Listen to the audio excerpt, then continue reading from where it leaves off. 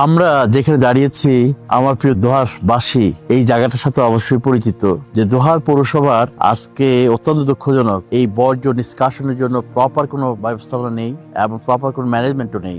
আমরা দেখি যে যত্রতত্র মানুষজন ময়লা ফেলছে এবং সেগুলোকে কালেক্ট করে একটা সুনির্দিষ্ট জায়গা, সেই জায়গারও যথেষ্ট অভাব এবং ফেলার পরে এটা যে ম্যানেজমেন্ট করবে সেটাও যথেষ্ট অভাব। আজকে আধুনিক বিশ্বে আমরা দেখি যে এই ধরনের বর্জ্য দিয়ে অনেক উৎপাদনমুখী অনেক কিছু তৈরি করা সম্ভব, বায়োগ্যাস থেকে শুরু করে অনেক কিছু। তা আমরা এক্ষেত্রে সরকারের কোনো সুস্পষ্ট ব্যবস্থা দেখতে পাচ্ছি না। আমরা যদি জনগণের সাপোর্ট নিয়ে নির্বাচিত হই, অবশ্যই আমরা প্রাইভেট ভিত্তিতে এই ময়লা নিষ্কাশনের জন্য একটা ওয়েল ম্যানেজমেন্ট আমরা করব। আমি দেখেছি যে দোহারবাসীর আসলে এই কেন্দ্রিক তাদের ভোগান্তির অভাব নাই, যেখানে সেখানে বর্জ্য ফেলা এবং পুরা দোহার পৌরসভাকে অনেকটা ময়লার ভাগারে পরিণত করা হয়েছে।